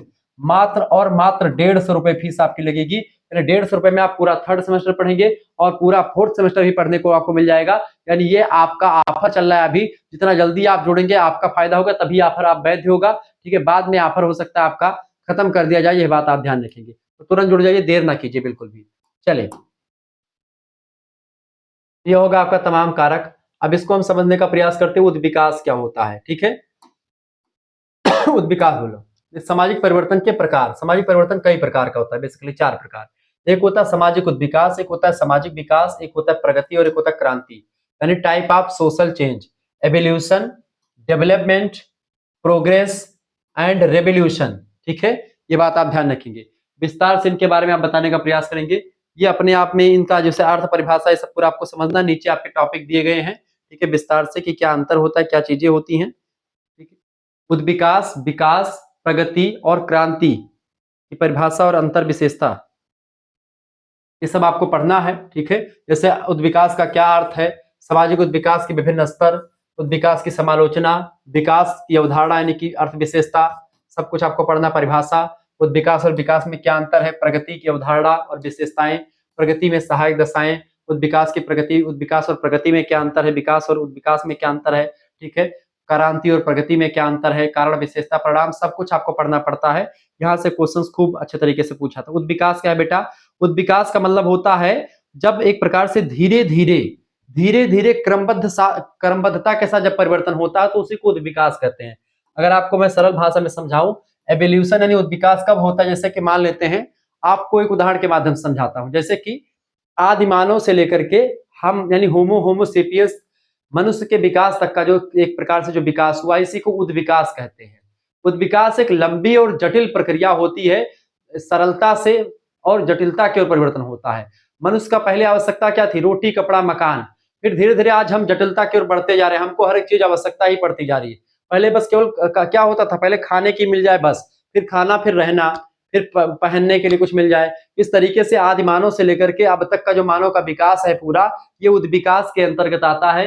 यानी उद्विकास जो होता है बेटा, ये क्या होता है? ये प्राकृतिक प्रक्रिया के समान होता है। हर्बर्ट स्पेंसर नाम के विद्वान ने इस पर बड़ा काम किया है, उद्विकास, सामाजिक उद्विकास पर। ठीक है, ये बात आप ध्यान रखेंगे। धीरे धीरे विकास होता है, सहज और क्रमिक विकास होता है, कोई निर्धारित इसकी दिशा नहीं होती है, ये बात ध्यान रखेंगे। जैसे संयुक्त परिवार से एकल परिवार की ओर बढ़ना, आदिम समाज से आधुनिक समाज की ओर बढ़ना, जैसे आदिम मनुष्य के द्वारा आज का जो मानव बना है, ये सब इसके उद्विकास के उदाहरण है। दूसरा आपका होता है विकास। विकास क्या है बाबू? यानी डेवलपमेंट। डेवलपमेंट की अगर बात की जाए तो विकास का मतलब क्या होता है? गुणात्मक और सुधारात्मक या संचारात्मक सुधार करना। इसमें समाज की दक्षता और जटिलता बढ़ती है, योजनाबद्ध तरीके से विकास होता है, हमेशा सकारात्मक दिशा में करने का प्रयास रहता है। आर्थिक, सामाजिक, राजनीतिक विकास जो किया जाता है, ये सब विकास के उदाहरण है। जैसे कि शिक्षा के क्षेत्र में सुधार करना, तकनीकी विकास की जीवन में वृद्धि करना। तो विकास बेसिकली जैसे कि आप देखते हैं, बांध बना करके विकास करते हैं। आजकल का समाज किस तरीके से विकास कर रहा है? तो विकास जो होता है वो होता है डेवलपमेंट, जिसमें क्वालिटी और क्वांटिटी समाज की दोनों ध्यान रखी जाती है, तो ये विकास हो गया। ऐसे ही विकास जो होता है हमेशा सकारात्मक दिशा में होता है, जबकि विकास की कोई दिशा निश्चित नहीं होती है। ठीक है, ऐसे ही अगला है आपका टॉपिक प्रगति। प्रगति क्या होते हैं भैया? प्रगति को प्रोग्रेस कहते हैं। प्रगति वह प्रक्रिया है जिसमें समाज अधिक सुखी, नैतिक और संगठित होता चला जाता है। वो प्रोग्रेस होता है कि भाई प्रोग्रेस कर रहा है व्यक्ति। ठीक है, प्रोग्रेस जो होता है एक प्रकार से इसके प्रमुख विचारक हैं अगस्त कॉम्टे। ये सकारात्मक और हमेशा एक उन्नति की ओर जो है होती है। प्रगति जो होती है, प्रोग्रेस जो होता है, इसकी दिशा निम्नता से उच्चता की ओर होती है। मूल्य आधारित जो है विकास है, ये सकारात्मक और लक्ष्य की ओर अपने अग्रसर होती है। जैसे जाति व्यवस्था में सुधार, ये प्रोग्रेस है। ठीक है, ऐसे ही महिलाओं को समान अधिकार मिलना एक प्रोग्रेस है समाज में। ठीक है, अगला टॉपिक आपका है क्रांति। क्रांति क्या होता है? क्रांति की अगर बात करें बेटा, तो क्रांति जो होता है इसका अर्थ होता है समाज में तीव्र, व्यापक और मूलभूत परिवर्तन। कोई आंदोलन करके हम जब क्रांति लाते हैं, जैसे आप देखते हैं 1857 की क्रांति आई, उसके बाद में समाज में पूरा परिवर्तन हो गया। अभी तक कंपनी शासन कर रही थी, अब एक प्रकार से ब्रिटिश सरकार, ब्रिटिश क्राउन शासन करने लगा। तो इस प्रकार से क्रमिक घटना के द्वारा एक मतलब कि तुरंत विकास हो जाने से फ्रांसीसी क्रांति, रूसी क्रांति, ठीक है, तीव्र और अचानक क्रांति होती है। ठीक है, मौलिक संरचना में परिवर्तन हो जाता है। अक्सर संघर्ष, आंदोलन और युद्ध के द्वारा क्रांति होती है। इस तरीके का जो परिवर्तन होता है वो ऐसा परिवर्तन होता है। तो आपका ये आपका टॉपिक पूरा क्लियर हो गया, ठीक है। एक मिनट, आगे आपका अगला टॉपिक आपका है क्या, सामाजिक परिवर्तन के सिद्धांत। सामाजिक परिवर्तन के सिद्धांत बहुत सारे हैं, ठीक है, ये बात आप ध्यान रखेंगे। ध्यान रखेंगे इस चीज को। सामाजिक परिवर्तन के सिद्धांत कौन कौन से हैं, समझाने का प्रयास करें। देखिए, सामाजिक परिवर्तन के सिद्धांत बेटा, जो थियरीज ऑफ सोशल चेंज, देखिए रेखीय सिद्धांत, चक्रीय सिद्धांत, जननांकिकीय सिद्धांत और आर्थिक संघर्ष का सिद्धांत, यानी कि linear, cyclic, demographic and economic conflict theories, ये सब थ्योरीज को विभिन्न विद्वानों ने दिया है, ठीक है। ये बात आप ध्यान रखेंगे, ठीक है, ये बात आप ध्यान रखिए। इस तरीके से विकास होता रहता है, क्लियर।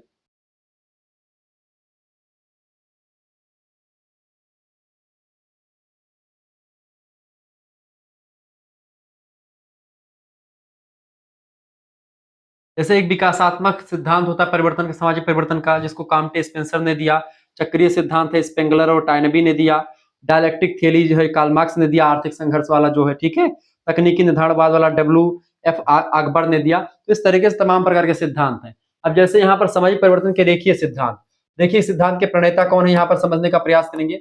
रेखीय सिद्धांत के प्रणेता है हर्बर्ट स्पेंसर महोदय, Morgan, Auguste Comte, Marx Veblen. ये 4-5 लोग जो है रेखीय सिद्धांत के प्रणेता है। रेखीय सिद्धांत में परिवर्तन कैसे होता है, धीरे धीरे करके होता है, जैसे कि बेना से लेकर के पंखा, कूलर और एसी तक का परिवर्तन जो होता है, ये रेखीय परिवर्तन सिद्धांत है समाज का। दूसरा है चक्रीय सिद्धांत। चक्रीय सिद्धांत मैंने आपको बताया था, एक चक्र में साइक्लिक परिवर्तन होता है, यानी कि स्पेंगलर, पीटरिम सोरोकिन, मतलब कि टाइनबी और विल्फ्रेडो पेरेटो, ये सब एक प्रकार से किसके सिद्धांत के समर्थक है, चक्रीय सिद्धांत। जैसे कि मानते हैं जैसे वर्षा, ठंडी गर्मी बरसात का जो साइकिलिंग का हुआ था ना पूरा, उसके समर्थक हैं ये। ऐसे ही इसमें चक्रीय परिवर्तन और रेखीय परिवर्तन में अंतर को लेकर के प्रश्न आपसे पूछा जाता रहता है, तो इस अंतर को भी हमको समझना, परीक्षा में प्रश्न आया हुआ है। इसके अलावा अगला है जननांकिकीय सिद्धांत। जननांकिकीय सिद्धांत के द्वारा भी समाज का एक परिवर्तन होता है, जननांकिकीय सिद्धांत। माल्थस ने इस थ्योरी को दिया है, डबलडे, हेनरी जॉर्ज, नोटे स्टीन और इसके अलावा इन सभी लोगों ने जननांकिकीय सिद्धांत के आधार पर ही समाज परिवर्तन बताया। क्योंकि जननांकिकी जो होती है, कब एक प्रकार से जनसंख्या बढ़ती है, घटती है, इन सभी का प्रभाव पड़ता है, इन सभी के द्वारा समाज में परिवर्तन होता है। ऐसे ही अगला सिद्धांत है आर्थिक सिद्धांत, जो कि कार्ल मार्क्स का संघर्ष सिद्धांत है और समालोचना इसके बारे में करना है। कार्ल मार्क्स ऐसे व्यक्ति जिन्होंने क्या किया था, कार्ल मार्क्स ने वर्ग संघर्ष की विचारधारा दी। थोड़ा सा आज लाइट में प्रॉब्लम हो रही है, लाइट बहुत धीमी तेज हो रही है, ठीक है, इस वजह से थोड़ा सा चेहरा करिया करिया कभी कभी आ जा रहा है, उसके लिए माफी चाहूंगा, ठीक है। बहरहाल चले, तो ये जो आपका है कार्ल मार्क्स, कार्ल मार्क्स ऐसा व्यक्ति है जो वर्ग संघर्ष की विचारधारा देता है। ये कहता है कि समाज में दो वर्ग होते हैं, एक होता है पूंजीपति वर्ग और एक होता है सर्वहारा वर्ग। पूंजीपति वर्ग वो जो है उसके पास पैसा रुपया खूब ज्यादा है, वो मिल का मालिक होता है। और जो सर्वहारा वर्ग है उसके पास पैसा रुपया नहीं होता, वो गरीब होता है। अब इस गरीब और इस अमीर यानी पूंजीपति वर्ग और सर्वहारा वर्ग, इन दोनों के बीच में क्या होता है, कन्फ्लिक्ट होता है, संघर्ष होता है। और इस संघर्ष के परिणाम स्वरूप क्या होता है, समाज में परिवर्तन होता है। इसका मानना था कार्ल मार्क्स का कि भाई यही जो मतलब कि यही इन्होंने कहा कि दुनिया के मजदूरों एक हो जाओ, और दुनिया के मजदूर एक होकर के क्या करें, आकर के आंदोलन करते हैं, और आंदोलन होगा और ये पूंजीपति वर्ग जो होगा इन सभी का सफाया कर देंगे। एक समय ऐसा आएगा, कार्ल मार्क्स कहता था कि सारे मजदूर जो होंगे इकट्ठा होंगे और वह आंदोलन करेंगे, क्रांति करेंगे, इसके द्वारा पूरा का पूरा समाज बदल जाएगा और जो पूंजीपति का दबदबा है वो दबदबा खत्म हो जाएगा। अब पूंजीपतियों को एक प्रकार से सारा धन जो होगा बराबर बराबर संपत्ति सब में बढ़ जाएगा। राजविहीन समाज एक निर्माण हो जाएगा जिसमें कोई राजा नहीं होगा, ठीक है, क्योंकि राज्य जो होता है वह पूंजीपतियों को बढ़ावा देता है, ऐसा कार्ल मार्क्स कहता है। राज्य जो होता है पूंजीपतियों को बढ़ावा देता है, और पूंजीपति क्या करते हैं, शोषण करते हैं किसका, सर्वहारा वर्ग का, यानी कि मजदूर वर्ग का, ठीक है। इस तरीके से एक राज्य विहीन समाज की कल्पना की किसने, कार्ल मार्क्स ने। कार्ल मार्क्स ही वह व्यक्ति जिसने अतिरिक्त मूल्य का सिद्धांत दिया। वैज्ञानिक समाजवाद का जनक भी कहा जाता है कार्ल मार्क्स को। कार्ल मार्क्स ने क्या किया, वर्ग संघर्ष की विचारधारा दी।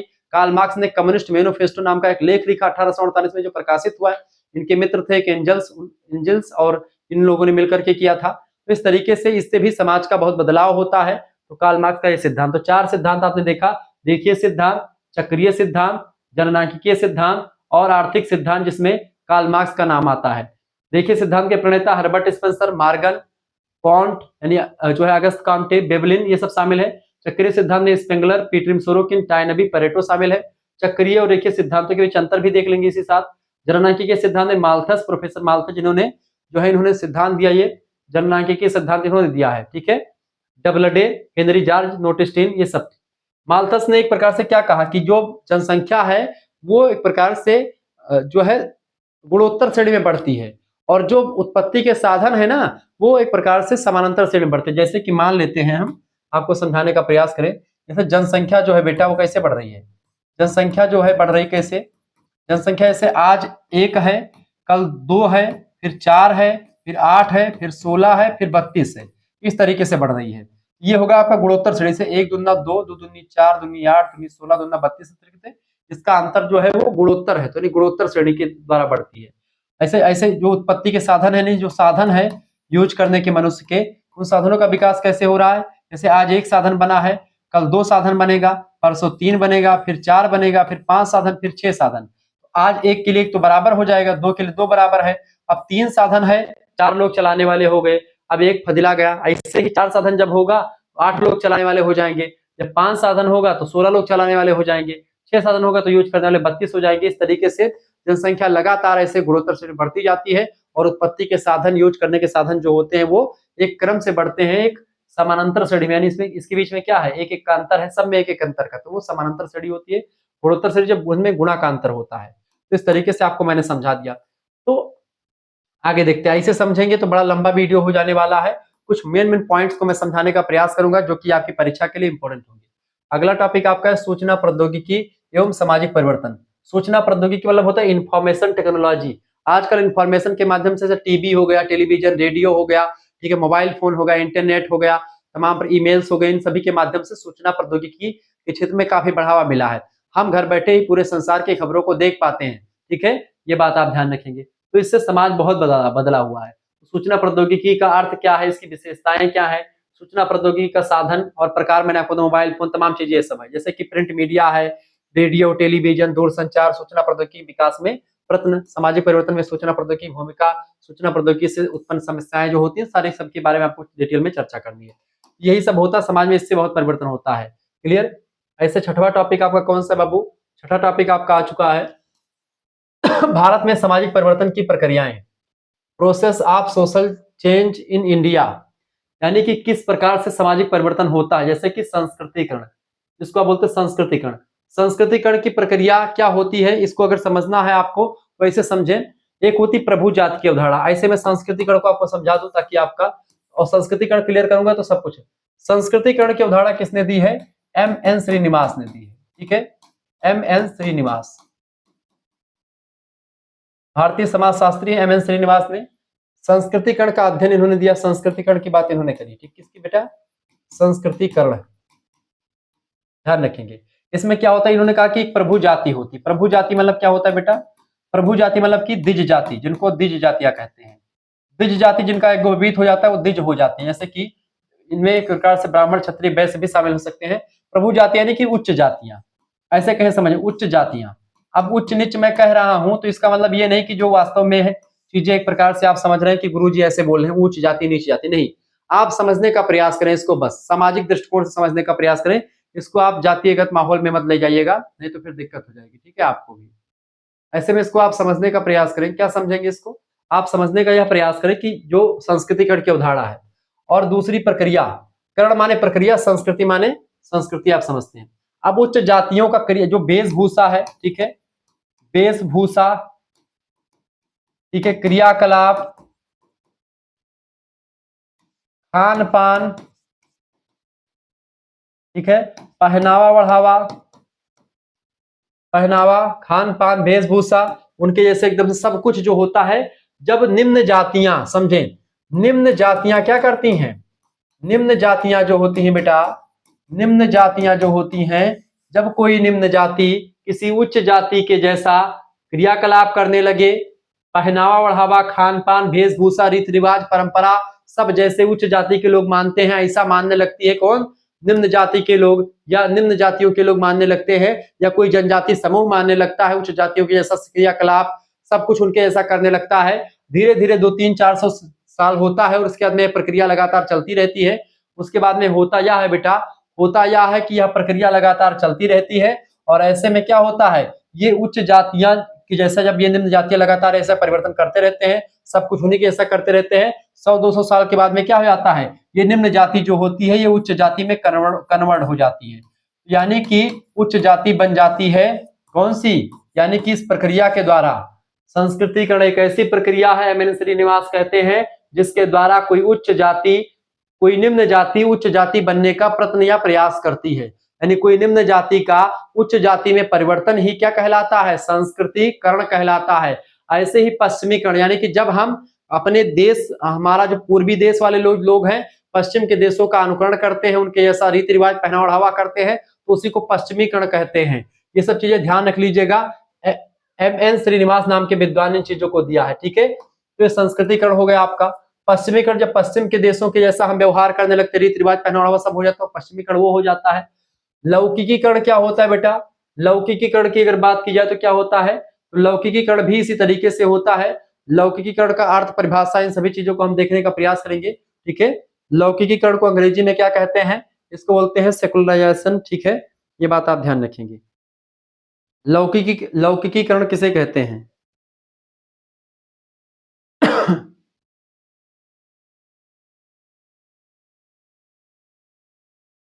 लौकिकीकरण किसे कहते हैं?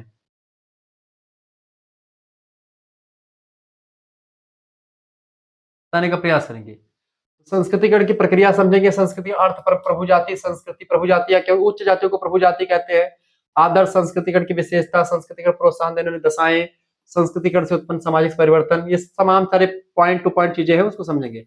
पश्चिमीकरण की पूरी प्रक्रिया हम बताएंगे आपको, जिसमें पश्चिमीकरण का अर्थ, विशेषता, भारतीय समाज पर पश्चिमीकरण का क्या प्रभाव पड़ा है, इन चीजों को जानने का प्रयास करेंगे। लौकिकीकरण जो होता है वो क्या होता है बेटा? लौकिकीकरण क्या होता है फटाफट से आप बताने का प्रयास करेंगे, बताइए।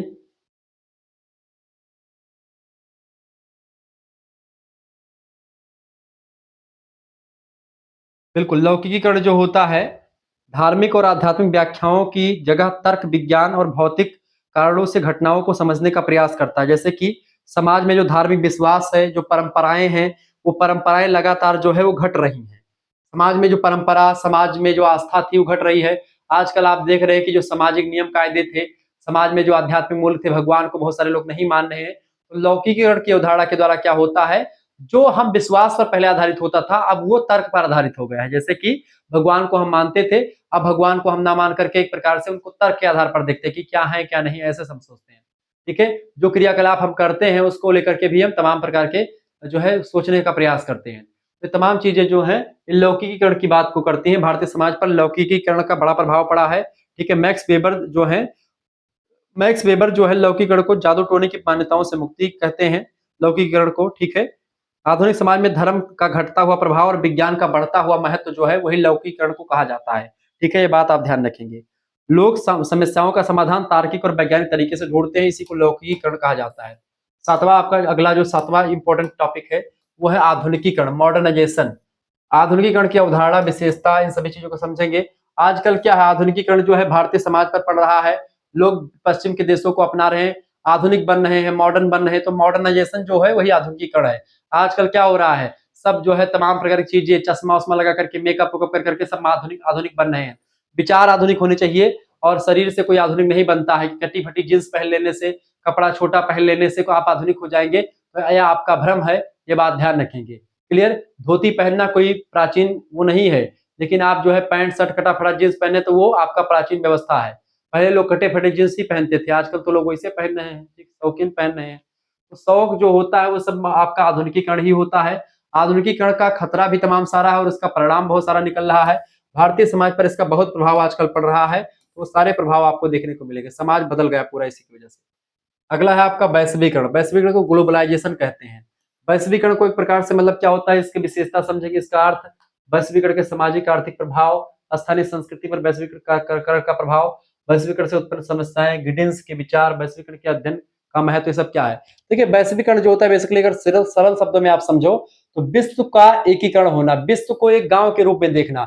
खुले विश्व में सारे विश्व के जितने भी देश हैं सबकी संस्कृति से आप परिचित होंगे, आपकी संस्कृति से वो परिचित होंगे, हमारी सभ्यता, हमारी संस्कृति, हमारे रीति रिवाज, पहनावा वो जानेंगे, हम उनकी कुछ चीजों को जानेंगे। यही सब होता है आपका विश्व को एक गांव की भांति समझना। हम वहां पर व्यापार करेंगे, वो हम हमारे यहाँ पर आकर के व्यापार करेंगे, यानी मुक्त व्यापार हो जाए, खुला व्यापार हो जाए, खुला रीति रिवाज सब इधर उधर आ जाए, सब एक दूसरे की भाषा को जान सके, सीख सके, तो वही होता है आपका वैश्वीकरण। ठीक है, अगला प्रश्न, अगला जो आपका टॉपिक है, परंपराओं का स्थानीयकरण और सार्वभौमिकीकरण। परंपराएं जो होती हैं स्थानीयकरण और सार्वभौमिकीकरण दोनों मतलब होता है, एक होता है यूनिवर्सलाइजेशन जिसको सार्वभौमिकीकरण कहते हैं, और एक होता है आपका, ठीक है, मतलब स्थानीयकरण। जैसे मानते कोई परंपरा होती है, अब कोई बड़ी परंपरा है, तो कोई बड़ी परंपरा धीरे धीरे करके क्या होती है किसी छोटी परंपरा में कन्वर्ट हो जाती है, तो उसको स्थानीयकरण कहते हैं, सब जो है परंपराओं का। लेकिन कोई परंपरा छोटी छोटी परंपराएं हैं, कई परंपराएं मिलकर के एक बृहद परंपरा बन जाती है, सार्वभौमी हो जाती है। जैसे कोई कोई स्थान, जैसे नीम करोली बाबा, नीम करोली बाबा का स्थान जो है पहले धीरे धीरे करके वो जो है फेमस हुआ, फिर वहां पर विदेशी से लोग आने लगे, अब वो पूरे संसार में फेमस हो गया, तो वो एक प्रकार से सार्वभौमिकीकरण हो गया। अयोध्या हनुमानगढ़ी से सार्वभौमिकीकरण हो गया। ठीक है, अयोध्या हनुमानगढ़ी तो पहले से फेमस था, लेकिन आप देखते हैं कि जो कोई छोटी परंपरा है, कोई छोटे जाति, कोई छोटे धर्म के लोग हैं, उनकी कोई विशेष विशेषता है, तो उनकी विशेषता जो है धीरे धीरे करके पूरा गांव से शहरों में निकले, शहरों से फिर और निकले, ऐसे सब फैल जाए। जैसे आजकल आप देख रहे होंगे सीरियल में बताया गया, आपका जो करवा चौथ का व्रत है आजकल स्त्रियां रखती हैं, वो सब सीरियल के द्वारा देख करके ही बताया गया। तो वो सब क्या है, धीरे धीरे करके गांव में पहले फेमस हुआ, गांव से फेमस होने के बाद फिर क्या हुआ, शहरों में फेमस हो गया, यानी वो सार्वभौमिकीकरण हो रहा है। ऐसे ही आपका जब कोई बड़ी परंपरा, कोई बड़ा एक प्रकार से धर्म या कोई विश्वास या कोई भी आपका रीति रिवाज, कोई परंपरा रूढ़ी, कोई जब एक प्रकार से कोई बड़े स्तर पर काम मतलब की फॉलो होती है, लेकिन उसमें ऐसी निगेटिव चीजें आ जाती हैं कि वो धीरे धीरे करके घटना शुरू कर देती है, और जिस स्थान शुरू हुई थी उस स्थान पर आकर के कम हो जाती है, तो उसको स्थानीयकरण कहा जाता है। ठीक है, परंपरा का। अब जब कोई परंपरा किसी छोटे स्थान से निकलती है और वो बढ़ती बढ़ती बढ़ती एक बड़े स्तर पर चली जाती है, तो उसको हम क्या कहते हैं, सार्वभौमिक। जैसे एक ज्वलंत उदाहरण आप देखेंगे अभी, छठ पूजा। छठ पूजा पहले बिहार में होता था, बिहार के गांव में होता था, फिर वो एक प्रकार शहरों में शुरू हुआ, फिर शहरों से आप देखते हैं न केवल बिहार बल्कि उत्तर प्रदेश के लगभग सभी जगहों पर आप देखते हैं छठ पूजा मनाया जाने लगता है। उत्तर प्रदेश में बल्कि बड़े बड़े शहरों में छठ पूजा आज मनाया जाता है बड़े गर्व के साथ। ये क्या है, परंपरा का ये एक प्रकार से सार्वभौमिकीकरण है, यूनिवर्सलाइजेशन है। ठीक है, स्थानीयकरण मतलब कि बड़ी परंपरा का छोटा होना, और सार्वभौमिकीकरण का मतलब होता है छोटी परंपरा का बड़ा होना। ठीक है, यही चीज इसमें है। लघु और बृहद परंपरा का अर्थ, भारतीय समाज में लघु और बृहद परंपराओं के बीच अंतरक्रिया, स्थानीयकरण की प्रक्रिया, विशेषताएं, उदाहरण। सार्वभौमिकीकरण का अर्थ विशेषता, उदाहरण। स्थानीयकरण और सार्वभौमिकीकरण में क्या अंतर होता है, तो स्थानीयकरण जो होता है वो एक प्रकार से लघु परंपरा जो है बृहद परंपरा लघु परंपरा में कन्वर्ट होती है, इसमें लघु परंपरा बृहद परंपरा में कन्वर्ट होती है, सारी चीजें। ठीक है, ऐसे तमाम अंतर हम लोग देखने का प्रयास करेंगे। आगे बढ़ते हैं, अब दूसरा टॉपिक आपका आ चुका है सामाजिक परिवर्तन को लेकर के आपका हो गया। अब सामाजिक आंदोलन जो है उसमें उसमें जो टॉपिक आपको 10वां टॉपिक आपको क्या पढ़ना है, सामाजिक आंदोलन की अवधारणा, विशेषताएं और प्रकृति, concept, characteristics and nature of social movement. तो सोशल मूवमेंट यानी सामाजिक आंदोलन की क्या पढ़ना है आपको, अर्थ पढ़ना है, विशेषताएं पढ़नी है, अवधारणा, परिभाषा, सब कुछ आपको पढ़ना है। सामाजिक आंदोलन की अगर बात की जाए बेटा, सामाजिक आंदोलन जो होता है आप देखते हैं, सामाजिक आंदोलन सामाजिक समूहों के द्वारा होता है। सामाजिक आंदोलन आप समझते होंगे, जब एक प्रकार से एक समूह जो होता है अपने हित को मनवाने के लिए, अपने कार्यों को सिद्धि के लिए समूह इकट्ठा बैठता है और कुछ अहिंसात्मक तरीके से आंदोलन करता है। यह आंदोलन अहिंसात्मक हिंसात्मक दोनों प्रकार का हो सकता है, तो वही आंदोलन होता है जिससे हम समाज में कोई नियम कायदे बदलने के लिए काम चाहे आंदोलन करते हैं, या फिर हम किसी नियम को लागू करवाने के लिए, किसी नियम का विरोध करने के लिए, किसी को उसके पद से हटाने के लिए, किसी का समर्थन, किसी का विरोध करने के लिए, तो कई टाइप से हम कर सकते हैं सामाजिक आंदोलन। अगला, तो इसके राजनीतिक आंदोलन और सामाजिक आंदोलन में क्या अंतर है, सामाजिक आंदोलन और सामूहिक व्यवहार क्या होता है, सब कुछ हम इसमें समझने का प्रयास करेंगे। अगला टॉपिक है सामाजिक आंदोलन और सामाजिक परिवर्तन। देखिए, social movement and social change. देखिए, सामाजिक आंदोलन के द्वारा ही सामाजिक परिवर्तन होता है, ये बात ध्यान रखेंगे। समाज में कोई भी परिवर्तन होता तो बिना सामाजिक आंदोलन के नहीं होता है, समाज में कुछ ना कुछ आंदोलन करना पड़ता है, क्योंकि किसी भी समाज में परिवर्तन करने से पहले उस समाज में परिवर्तन कोई एक्सेप्ट नहीं करता है। लेकिन परिवर्तन प्रकृति का नियम है, परिवर्तन जरूरी है, लेकिन परिवर्तन एक्सेप्ट समाज के लोग नहीं करते हैं, इसलिए सामाजिक आंदोलन के माध्यम से समाज के जो हितों को बताना होता है ताकि समाज में लोग परिवर्तन करने के लिए आगे बढ़े। सामाजिक परिवर्तन और सामाजिक आंदोलन का गहरा संबंध होता है, यह बात आप ध्यान रखेंगे। इनमें भिन्नता भी होती है और इसमें समानता भी होती है, एक ही सिक्के के दो पहलू मान सकते हैं। ठीक है, अगला 12वां टॉपिक आपको क्या पढ़ना है? 12वां टॉपिक पढ़ना है भैया सामाजिक आंदोलन के सिद्धांत, थ्योरीज ऑफ सोशल मूवमेंट। देखिए मार्क्सवादी सिद्धांत सामाजिक आंदोलन का, सामाजिक आंदोलन का मार्क्सवादी सिद्धांत क्या कहता है? पूंजीपति और सर्वहारा वर्ग के बीच में आंदोलन होता रहता है। जैसे पूंजीपति लोग जो हैं वो धन कमाने लगते हैं, वो उनका धन तो बहुत हो जाता है, लेकिन जो गरीब वर्ग है उसका धन नहीं रह पाता, वो धन ज्यादा नहीं कमा पाता, वो बेचारा परेशान ही रहता है हमेशा, बस केवल मजदूरी करता रहता है, उसको प्रॉफिट कुछ होती नहीं है। ऐसे में एक प्रकार से क्या होता है, ऐसे में आंदोलन करता है जो मजदूर वर्ग होता है, किसी खिलाफ? पूंजीपति के खिलाफ आंदोलन करता है। तो ऐसे संरचनात्मक, प्रकार्यात्मक और संसाधन लामबंदी तमाम प्रकार के आंदोलन होते रहते हैं, ये बात आप ध्यान रखेंगे। संरचनात्मक सिद्धांत, तुलनात्मक अभाव बोध का सिद्धांत, संरचनात्मक तनाव का सिद्धांत, पुनर्जीवन का सिद्धांत, ये सब पढ़ना आपको। ठीक है, प्रकार्यात्मक सिद्धांत दिया, प्रकार्यात्मक जब कार्य में परिवर्तन, कार्य को लेकर के आंदोलन करवाया जा रहा हो तो प्रकार्यात्मक सिद्धांत, डेरेनडार्फ, लेविस कोजर और रेंडाल कोलिंस के विचार। संसाधन लामबंदी सिद्धांत होता है जॉन मैकार्थी के संदर्भ में प्रमुख मान्यताएं, संसाधनों के प्रकार सिद्धांत की प्रमुख विशेषताएं इसमें शामिल होती है। ठीक है, ये सब संसाधनों के आंदोलन की ये प्रकार है, संसाधन के थ्योरीज हैं, सबकी जो है आंदोलन के थ्योरीज हैं, आंदोलन के सिद्धांत है। अगला प्रश्न, तब अगला टॉपिक है आपका सामाजिक आंदोलन के प्रकार, टाइप्स ऑफ सोशल मूवमेंट। देखिए सामाजिक आंदोलन के कई प्रकार हैं, जैसे कि डेविड अबरले, हार्टन और MSA राव के द्वारा तमाम प्रकार के आंदोलन किए गए। सुधार आंदोलन जैसे तमाम सारे। सुधार आंदोलन क्या है बेटा? जैसे मान लेते हैं अर्थ और प्रकार। सुधार आंदोलन क्या है? जैसे रिफॉर्म, आप देखते हैं रिफॉर्म कैसे, जैसे राजा राम मोहन राय के द्वारा सुधारवादी आंदोलन किया गया। ठीक है, ऐसे ही ज्योतिबा फूले के द्वारा किया गया, ऐसे ही स्वामी विवेकानंद जी के द्वारा किया गया। तो ऐसे तमाम प्रकार के सुधारवादी आंदोलन किए गए। ठीक है, ऐसे अगला होता है विद्रोही आंदोलन। विद्रोह जब कहते हैं अर्थ और प्रमुख विद्रोही आंदोलन के उदाहरण हम देखेंगे।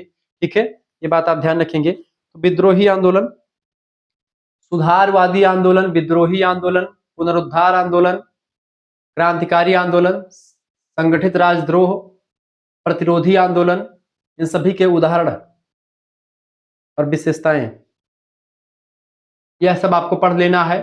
ठीक है, इसका अर्थ, परिभाषा, ये सब पढ़ लेना है आपको। ठीक है, सुधारवादी आंदोलन जो होता है समाज की परंपरागत बुराइयों को खत्म करने और सुधार लाने के लिए किया जाता है, इसको अंदर से बदलने का प्रयास किया जाता है। जैसे आप देखते हैं धार्मिक सामाजिक सुधारों पर जोर देते हैं इसमें। ठीक है, तमाम, जैसे राजा राम मोहन राय ने सती प्रथा का विरोध किया, ईश्वरचंद विद्यासागर ने विधवा पुनर्विवाह के लिए प्रोत्साहन दिया, ऐसे तमाम प्रकार के लोग। तो ये आपका हो गया, आपका क्या हो गया? सुधारवादी आंदोलन हो गया। ठीक है, विद्रोही आंदोलन क्या होता है? विद्रोही आंदोलन वे आंदोलन होते हैं जिनमें लोग मौजूदा शासन या सामाजिक व्यवस्था के खिलाफ खुला विद्रोह करते हैं, उसको विद्रोही आंदोलन कहा जाता है। ठीक है, विद्रोही आंदोलन के उदाहरण की अगर बात की जाए बेटा, इसमें क्या होता है, जैसे 1857 का विद्रोह हुआ था। ठीक है, भील और संथाल विद्रोह हुआ, मपीला विद्रोह हुआ, ये सब इसके उदाहरण है। ठीक है, ऐसे अगला होता है आपका पुनरुद्धार आंदोलन। इसका अर्थ, प्रकृति और उदाहरण हम समझते हैं। ठीक है, पुनरुद्धार आंदोलन वो होता है, ऐसे आंदोलन जो समाज को प्राचीन या अपने प्राचीन गौरव और परंपराओं की ओर लौटने का प्रयास करवाते हैं, उसको पुनरुद्धारवादी आंदोलन कहते हैं। ठीक है, अतीत के धार्मिक सांस्कृतिक मूल्यों का महिमा मंडन किया जाता है, परंपराओं की पुनः स्थापना का प्रयास करते हैं पुनरुद्धार आंदोलन में, अक्सर बाहरी प्रभाव के विरोध में, यानी कि जैसे जब अंग्रेज लोग आए थे तो हमारे जैसे जो है मैथिली शरण गुप्त हो गए, या ऐसे तमाम प्रकार के लोग हो गए जिन्होंने सिंधी साहित्य में तमाम चीजें, आपने क्या नाम है, भारत हिंदू हरिचंद जी हो गए, इन लोगों ने बहुत कुछ भारतीयता जो अतीत की चीजें थी, अतीत का गौरव गाथा किया। ठीक है, ताकि लोग जो है समझ पाए और अपने चीजों को जान पाए। जैसे आर्य समाज दयानंद सरस्वती के वेदों की ओर लौटो का संदेश दिया, खालसा आंदोलन जो हुआ सिख परंपराओं का पुनरुद्धार करने के लिए, हिंदू महासभा के द्वारा कुछ प्रयास किए गए। ठीक है, अगला आपका जो क्रांतिकारी आंदोलन होता है वो क्या है बेटा? ठीक है, क्रांतिकारी आंदोलन वह आंदोलन होते हैं बेसिकली सत्ता और व्यवस्था को मूल रूप से बदलने और हिंसक और सशस्त्र विद्रोह करने का काम ये करते हैं। ठीक है, तेजी से और व्यापक परिवर्तन होता है क्रांतिकारी आंदोलन, साथ ही साथ में हिंसक संघर्ष होता है, बल का प्रयोग भी करते हैं ऐसे क्रांतिकारी। इनका लक्ष्य होता है कि मौजूदा शासन जो है उसको उखाड़ करके फेंक दिया जाए और नए शासन तंत्र की स्थापना की जाए, ये क्रांतिकारी आंदोलन का उद्देश्य होता है। उदाहरण के रूप में देखें, जैसे भगत सिंह, चंद्रशेखर आजाद, इन सभी के द्वारा एक पार्टी स्थापित की गई थी। ठीक है, हिंदुस्तान सोशलिस्ट रिपब्लिकन एसोसिएशन, ऐसे गदर पार्टी। ठीक है, रूसी क्रांति, तो इस तरीके से तमाम प्रकार के जो है चीजें करी गई। ये होते हैं आपके क्रांतिकारी आंदोलन। ऐसे ही अगला होता है आपका संगठित राजद्रोह। वह आंदोलन होता है जहां लोग संगठित तरीके से राज्य शासक के खिलाफ साजिश रचते हैं और सत्ता को चुनौती देते हैं, उसको संगठित राजद्रोह कहा जाता है। जैसे कि मान लेते हैं राजतंत्र के विरोध की शासन के विरोध में, सरकार के विरोध में कई लोग इकट्ठा हो जाए और राजद्रोह का मतलब कि इसमें काम करते हैं। जैसे इसमें क्या सशस्त्र तब शस्त्र के साथ संघर्ष करते हैं, सीधी शासन से टक्कर लेने का काम करते हैं। जैसे गदर पार्टी का आंदोलन हुआ था 1915 में ब्रिटिश राज के खिलाफ, ठीक है। जैसे सिंधिया राज के खिलाफ झांसी की रानी का विद्रोह था। ऐसे ये सब चीजें, ठीक है। ऐसे अगला होता है आपका प्रतिरोधी आंदोलन।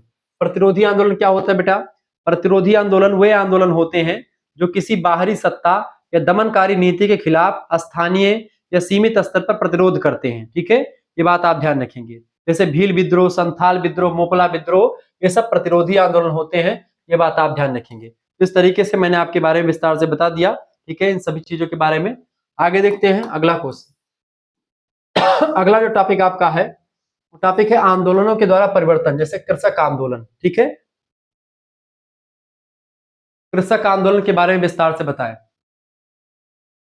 कृषक आंदोलन में आपका तमाम सारे आंदोलन वैसे आपके लिखे हुए हैं। जैसे कि कृषक आंदोलन का अर्थ, भारत में कृषक आंदोलन का संक्षिप्त इतिहास आपको समझना है, ठीक है। ये बात आप ध्यान रखेंगे। कृषक आंदोलन में क्या होता है? समकालीन कृषक आंदोलन में से बंगाल का तेभागा आंदोलन, महाराष्ट्र का शेतकारी आंदोलन, ठीक है, पंजाब में कृषक आंदोलन, उत्तर प्रदेश में कृषक आंदोलन। कृषक आंदोलनों के प्रमुख कारण, क्यों कृषक आंदोलन होते हैं, सामाजिक परिवर्तन में कृषक आंदोलन की क्या भूमिका है, कृषक आंदोलन के समाधान कैसे कर सकते हैं, इन सभी को आपको बताने का प्रयास करना। जैसे कि आप देखते हैं तेलंगाना किसान आंदोलन हुआ था, ठीक है, हैदराबाद राज्य में जमींदारों और निजाम के शोषण के खिलाफ, ठीक है। ऐसे ही जो है आपका तमाम आंदोलन हुआ है, ठीक है। ये बात ध्यान रखेंगे। पंजाब किसान आंदोलन हुआ, नील आंदोलन हुआ, ठीक है। तमाम सारे किसान आंदोलन हो गए हैं, ठीक है।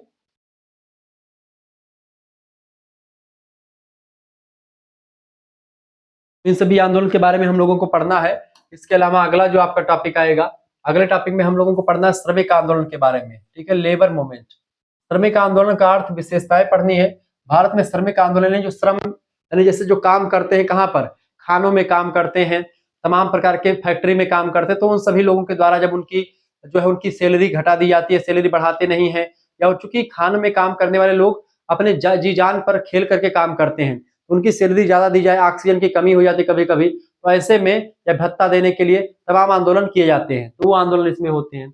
आंदोलनों का प्रादुर्भाव काल, धीमी प्रगति का काल, श्रमिक संघों के विस्तार और विभाजन का काल, स्वतंत्रता के बाद श्रमिक आंदोलन से उत्पन्न परिवर्तन, तमाम प्रकार की चीजें होती रहती, तो इन सभी चीजों के बारे में आपको पढ़ना है। ऐसे आपका है 16वां दलित आंदोलन। बस यही पूछेगा दलित आंदोलन क्या है, इसके बारे में बताएं। श्रमिक आंदोलन क्या है, इसकी विशेषताएं बताएं, ऐसे पूछेगा, इससे ज्यादा कुछ नहीं आता है। दलित समस्या प्राचीनता आप देखते हैं। दलित आंदोलन जो हुआ इसके कई चरण है। दलित आंदोलन के उद्देश्य, परिणाम, आंदोलन द्वारा दलित की परिस्थिति में परिवर्तन कैसे हुआ, 21 सूत्रीय दलित एजेंडा जो था, इन सभी के बारे में आपको बताना है। देखिए दलितों की स्थिति जो है हमेशा से निम्न रही है समाज में। दलितों को एक प्रकार से अछूत जातियों में रखा गया। दलित जातियां जो है बेसिकली इनको एक प्रकार से वह स्थान नहीं मिला जो उच्च जातियों को या आदर्श जातियों को दिया गया, ठीक है। इसकी वजह से दलितों ने अपने अधिकारों की मांग के लिए संघर्ष किया और उसके लिए आवाज उठाई। तमाम बड़े बड़े नेता इसमें शामिल हुए, ठीक है। आजकल के नेताओं जैसे दलित नेता नहीं थे पहले। पहले जो ज्योतिबा फूले, डॉक्टर भीमराव अम्बेडकर, ऐसे बड़े नेता थे, महात्मा गांधी जी, इन लोगों ने दलितों के लिए बहुत काम किया। ये लोग वास्तविक नेता थे। आजकल के दलित नेताओं के जैसा नहीं कि बस केवल अपनी राजनीतिक रोटियां सेकने के लिए बस केवल दलितों को एक प्रकार से उकसाएं। पहले के नेता ने दलितों के लिए बड़ा काम किया। संविधान में आप देखते हैं उनके लिए प्रावधान किया, आरक्षण की व्यवस्था करवाई, ताकि दलितों को जो है उच्च कैटेगरी में लाया जा सके, ताकि दलितों को एक प्रकार समान बनाया जा सके। दलितों के लिए वो सारा काम किया उन लोगों ने। तो दलित जो है समाज, जो पिछड़ा समाज था, जिसको सताया गया, जिसको एक प्रकार से तमाम प्रकार के जो है अधिकारों से वंचित किया गया, उनको वो अधिकार दिलवाने के लिए ये आंदोलन किए गए तमाम लोगों के द्वारा, ठीक है। ये सब चीजें हमको पढ़नी है। इसके अलावा 17वां आपका जो आपका टॉपिक है वो है भैया महिला आंदोलन। महिलाओं को वो अधिकार नहीं मिला जो पुरुषों को मिला। इसको लेकर के महिलाओं ने भी आंदोलन करना शुरू किया, ठीक है। नारीवाद और नारी मुक्ति अभिप्राय क्या है। महिला भारत में महिला आंदोलन 19वीं शताब्दी से स्वतंत्रता प्राप्ति के बाद तक चला। महिला आंदोलन के प्रमुख मुद्दे क्या क्या रहे हैं, महिला आंदोलन से संबंधित कुछ प्रमुख महिलाएं कौन कौन सी रही हैं, सामाजिक परिवर्तन, महिला आंदोलनों की भूमिका, महिला आंदोलन की दुर्बलताएं, मूल्यांकन, सब कुछ आपको हमको पढ़ना है। महिला आंदोलन में आप देखते हैं महिलाओं को पुरुषों के समान अधिकार नहीं मिलता था, तो उस अधिकार के लिए लड़ाई जो है अधिकारों को पाने के लिए आंदोलन किया गया महिलाओं के द्वारा।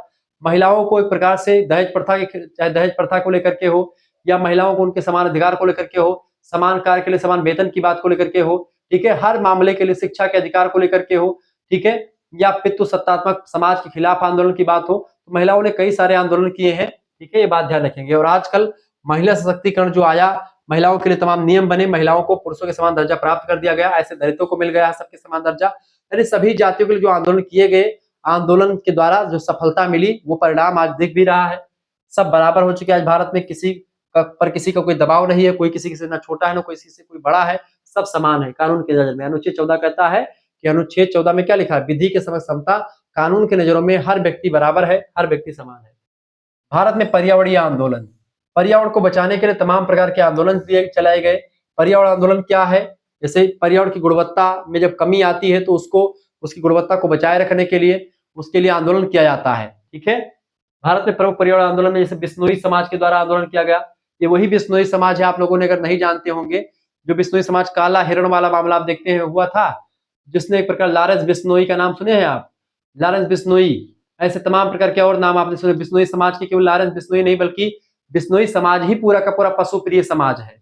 बिश्नोई समाज के द्वारा पशुओं की रक्षा की जाती है, पशुओं को एक प्रकार से अपने बच्चों से ज्यादा प्रेम करते हैं। ये अपने बच्चों, ये पशु का कोई बच्चा, पशु का कोई माता मर जाती है तो ये अपने मतलब की माताएं जो होती बिश्नोई समाज की, वो अपनी छाती का दूध पिलाती है उन बच्चों को।